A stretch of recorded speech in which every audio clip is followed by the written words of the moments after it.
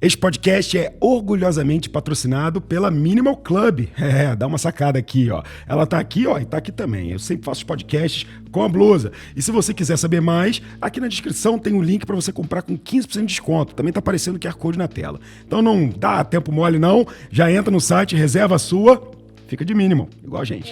Eu conheci algumas pessoas que tinham ido para esse conselho de administração da Eletrobras, porque como eu já era do setor, já tinha passado por 2 empresas, eu conheci algumas pessoas, e eu comecei a conversar, e as pessoas foram me contando da transformação, eu olhando de fora, achando aquilo muito interessante, até que eu acabei sendo convidada para ser membro desse conselho. Então, eu fui eleita em 2018, a transformação começou no final de 2016, quando entrou esse novo conselho, e o novo presidente. Para você ter uma ideia, o que aconteceu na Lava Jato, na Petrobras, que certamente foi numa escala muito maior, mas a Eletrobras também foi afetada.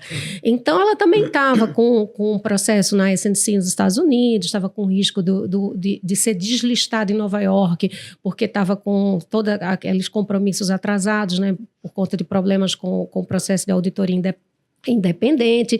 Então, essa transformação começou com a nova administração que foi resolvendo todos esses problemas. E aí, em 2018, eu fui eleita pelos PNs, pelos detentores de ações preferenciais, que pelo estatuto, o estatuto da Eletrobras da época, né, Eletrobras como empresa ainda de economia mista, o governo, para você ter uma ideia, David, o governo na época controlava a Eletrobras com cerca de 72% das ações ordinárias, entre participações diretas e indiretas da União. Então, quando você considera BNDES, BNDESPA, fundos governamentais, etc., isso dava mais ou menos 72% das ONs.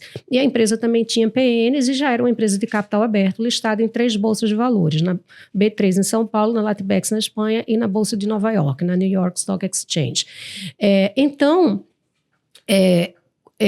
De acordo com o estatuto, a Eletrobras tinha naquela época, tudo que eu estou falando é daquela época, ela tinha 11 membros de conselho. 8 eram indicados pelo controlador, pela União. E os outros 3 eram um eleito pelos empregados, um eleito pelos detentores de ONs que não eram do governo, né, ou seja, minoritários, e um outro pelos detentores das preferenciais. Então, foi assim que eu ingressei. Eu fui eleita por esse grupo de preferencialistas. E eu era 100% independente, porque eu nunca tinha trabalhado para o governo, eu não tinha feito concurso, né? Eu nunca tinha sido de nenhuma das empresas da Eletrobras.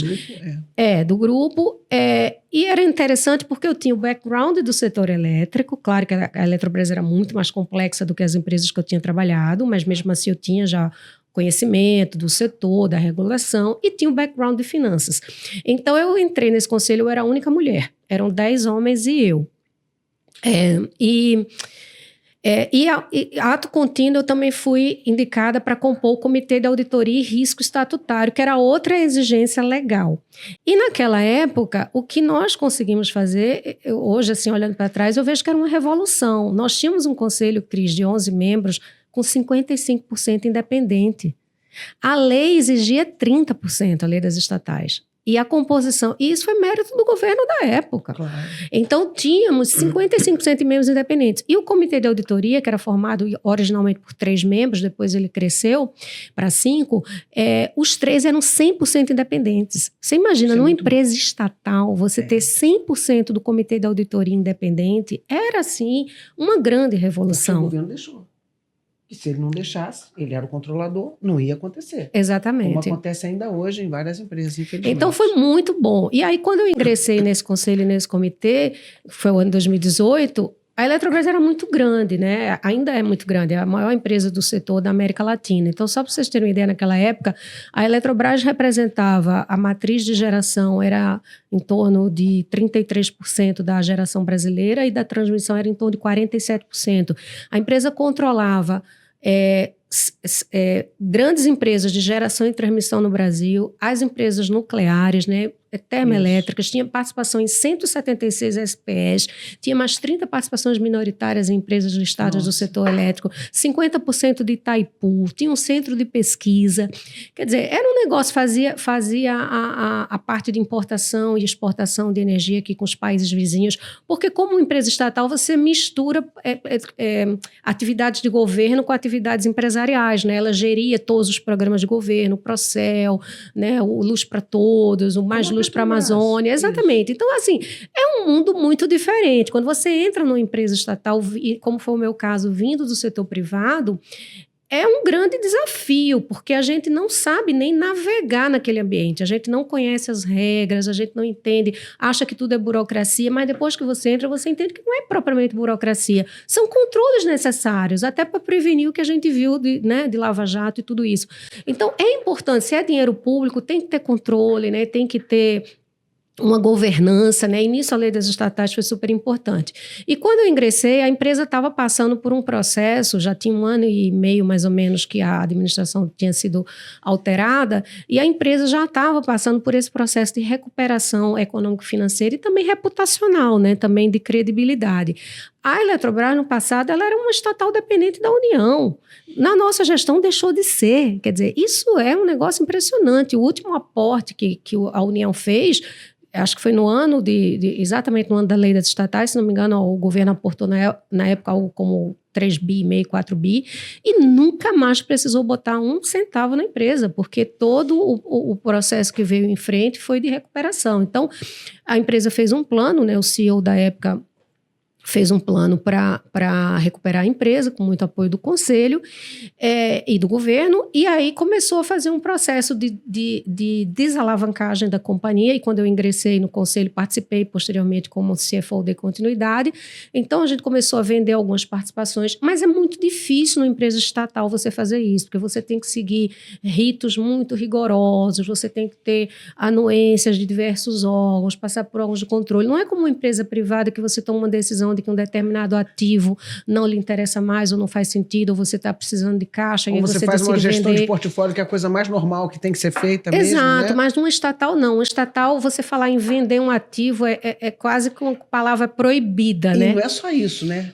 Vender um ativo é quase palavra proibida, e os ativos que foram comprados ou adquiridos, eles não foram feitos para vender.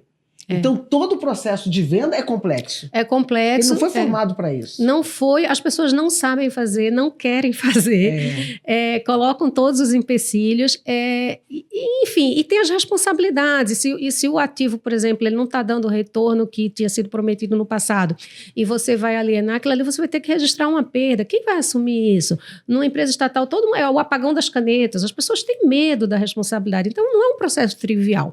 Então a gente fez esses programas, conseguimos vender as distribuidoras e foi uma luta, era pedido de liminar o tempo inteiro, conseguiu impedir um leilão, adiava para o mês seguinte. Então eu comecei a viver tudo isso, que era uma experiência que eu realmente não tinha. Eu tinha 25 anos de carreira e assim, 1 ano ali eu vi coisas que em 25 anos de carreira eu nunca tinha visto, porque realmente é muito diferente.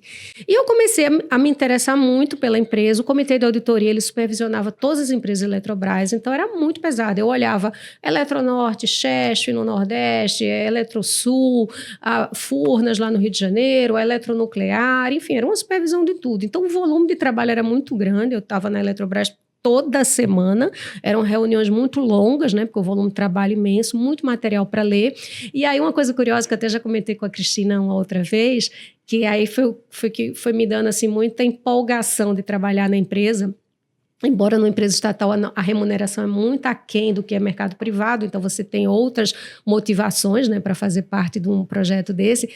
Eu vi o feedback dos executivos da empresa falando para a gente que pela primeira vez tinha um conselho de administração que lia o material, que levava a sério, que prestava atenção, que fazia perguntas, que queria ajudar. Eu vi dos contadores assim, nossa, é a primeira vez que alguém leu o balanço, né? E aqui eu queria fazer um parênteses. Na nossa aula, a gente sempre diz que o conselheiro não é hands-on. Só que depende do momento. Então, ela estava dizendo, poxa, toda semana eu estava lá. Porra, o conselheiro toda semana lá em reunião de conselho? Que diabo é isso? Depende do momento. Obrigação da lei 13.303. Empresa do porte da Eletrobras, como é da Petrobras, comitê de auditoria tem que ser semanal, está na lei.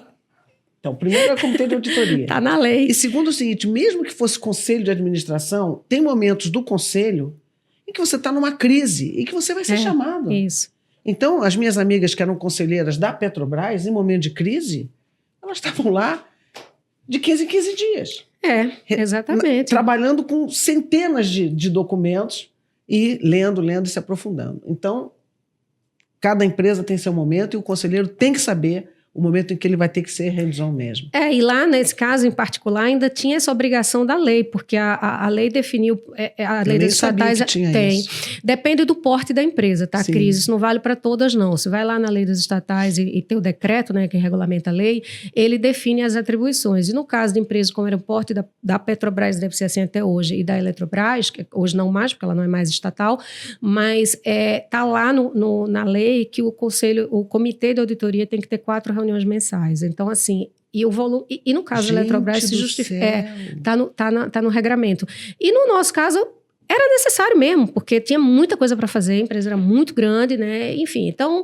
E aí, uma coisa que eu, voltando à questão, né, da Lava Jato e do que você falou da Petrobras, eu comecei a enxergar ali uma oportunidade de participar dessa mudança, de ajudar a melhorar a gestão pública, né? A gestão pública do país. Então, quando eu aceitei o convite e fui eleita para ser conselheira, as pessoas que me conheciam do setor privado não entenderam, né? Eu escutei de muitos amigos e amigas, nossa, mas você é louca, você vai correr muito risco, vira pessoa exposta politicamente, que eu sou até hoje, né? São 5 anos.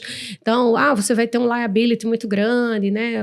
Os passivos e tal. Tudo isso é verdade. A gente vira alvo mesmo de denúncia, muita denúncia fake, né? Muita mentira, mas é parte do processo, assim, você tem que ter maturidade suficiente para aguentar e eu acho nesse aspecto até o fato de eu ser nordestina me ajuda, que eu sou dura na queda, então eu aceitei e enxerguei dessa maneira. E à medida que eu comecei a conhecer as pessoas, mas eu comecei a ver quanta gente boa tem na empresa estatal. Então, muita gente qualificada, o pessoal concursado, o pessoal que estuda muito, o pessoal muito preparado. Agora, claro que como empresa privada você também tem gente que não trabalha, gente, né, que não entrega e tal. A grande dificuldade é que na empresa estatal você tem uma impunidade muito grande. Esse é que é o problema, porque é muito difícil no mundo estatal você tomar medidas como você toma no setor privado. Então, assim, você conseguir demitir uma pessoa é praticamente impossível, entendeu? O processo é feito de uma maneira que não permite esse tipo de movimentação.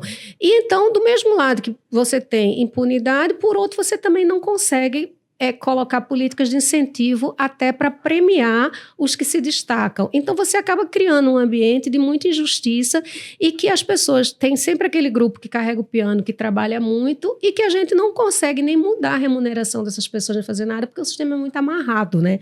Então, é um negócio muito difícil. E aí eu comecei a ver a excelência, né, desse corpo técnico da empresa e vi também os impactos, principalmente, né, como financeiro, nos balanços, nos resultados e tal, dos erros do passado, quer dizer, consequências da má gestão do passado, de influências políticas do passado, provavelmente de indicação de pessoas que não tinham preparo, né, para o que estavam fazendo. Então, você começa a ver projetos que estavam ou não dando retorno nenhum, ou dando muito abaixo do que estava previsto, muito dinheiro desperdiçado, né? Muito recurso mal empregado. Então, aquilo tudo foi me dando uma vontade de fazer parte desse processo de melhoria. E aí, no ano seguinte, eu fui convidada pelo CEO e pelo presidente do conselho para assumir como CFO. O diretor anterior tinha se aposentado, era um profissional da casa, bastante antigo, experiente, e aí eu aceitei o desafio, renunciei ao conselho de administração e assumi em 2019 como CFO. E aí, mais uma vez, mercado privado não entendeu o meu movimento, né? As pessoas falavam, nossa, agora você parece que dobrou a aposta, vai para um negócio de risco. E nessa altura, a privatização ainda era um sonho muito distante, tá? Porque você olhando para trás hoje parece fácil, parece muito óbvio, assim, não, você foi porque ia ter a privatização e depois, né, ia dar tudo certo e tal. Ninguém sabia, a gente não tinha lei, não tinha nada. Então, assim, só para recapitular essa história, as privatizações no Brasil elas foram muito fortes nos anos 90, né? E lá naquela época já tinha a intenção de privatizar a Eletrobras, mas acabou não acontecendo, foi vendido só uma pequena parte de uma empresa de geração no sul do Brasil. A privatização no Brasil é um processo regulado também. Tem a lei, né, a lei do PND, que é o Programa Nacional de Desestatização, que é uma lei dos anos 90. O BNDES é o gestor, isso também é formal, né, dentro do regramento da lei. E para uma empresa ser desestatizada, ela precisa ser incluída nesse PND e tem que seguir todo esse rito. Então, Lá nos anos 90, a Eletrobras, assim como outras estatais, estavam nesse programa e muitas empresas foram privatizadas naquela época, né? A gente sabe, a Vale, CSN, enfim, Sistema Telebrás e tantas outras coisas. Quando vieram os governos de esquerda que eram contrários à privatização, então a Eletrobras foi retirada do PND, assim como outras estatais. Então, durante 12, 13, 14 anos, essas empresas não se falava mais em privatização. Quando veio o governo Temer e que começou a reestruturação da empresa, foi visto que a situação da empresa estava muito deteriorada. Então, a empresa chegou a valer em bolsa, Cris, a Eletrobras chegou a valer 15% do valor patrimonial, chegou a valer 15, 20%, imagina o desconto, 15, 20% do valor patrimonial, ela chegou a valer menos de 10 bi na bolsa. Hoje ela vale 10 vezes mais do que isso, né? É uma geração de valor impressionante, né? Que foi obtida aí com esse trabalho. Então, quando chegou lá no governo Temer, ele mandou acho que um projeto de lei para também, eu já não lembro qual foi o instrumento, mas houve uma tentativa de também fazer, incluir novamente a Eletrobras no PND e fazer o modelo da privatização. Só que foi um governo curto e acabou não havendo tempo hábil, enfim, isso não aconteceu. Aí veio a eleição do governo seguinte, que foi o ex-presidente Bolsonaro, e aí, no final do primeiro ano do governo Bolsonaro, o governo mandou um novo projeto de lei para o Congresso Nacional. Isso foi no final de 2019. Mandou esse projeto de lei, que era basicamente o projeto que já tinha sido desenhado no governo anterior, com alguns aprimoramentos, até fruto, né, de conversa com a sociedade e tal, porque isso é um processo muito público, né? Tudo obedece à audiência pública, tudo tem lei, é um processo amplamente público. E aí esse projeto de lei foi enviado para o Congresso em novembro de 2019. Só que 3, 4 meses depois veio a pandemia. Então, obviamente que ninguém ia parar para olhar um projeto de privatização. Isso não era prioridade no momento de pandemia. Claro. Então, o Congresso Nacional corretamente se debruçou sobre as medidas de enfrentamento da pandemia.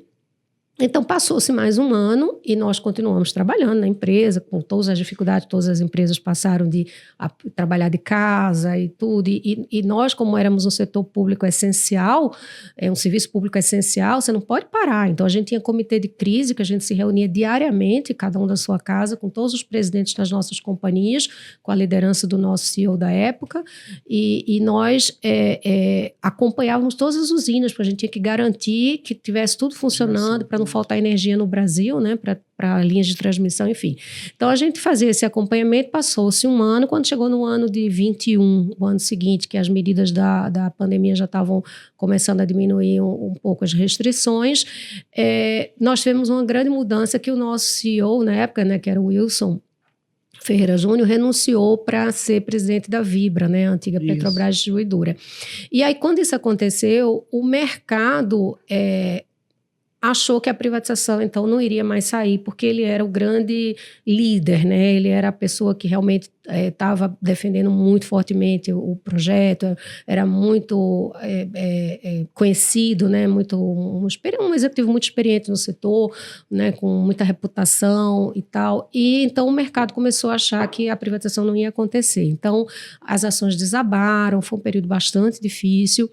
E o processo de troca, né, de um CEO numa empresa estatal também é muito lento, porque você passa por indicação do controlador e passa por Casa Civil, toda essa burocracia. Isso demorou, que é normal acontecer, e então o conselho me colocou como presidente interina. Eu fiquei 2 meses acumulando aproximadamente a posição de CEO interina e como CFO da companhia, até que veio um novo CEO, que veio também do governo, um profissional jovem, muito preparado, muito qualificado, conhecia bastante da regulação do setor. E ele assumiu, então, em maio daquele ano, de 2021. Nesse ínterim, entre a saída do CEO anterior e a chegada do CEO novo, o governo, então, mandou uma medida provisória para o Congresso Nacional, basicamente o que tinha no projeto de lei, de novo, alguns aprimoramentos, e medida provisória, né, não sei quanto vocês lembram, mas medida provisória, ela tranca a pauta do Congresso, né, então ela tem um rito mais célere, ela tem que ser votada em 60 dias, tem mais 60, e depois ela cai se ela não for votada naquele prazo.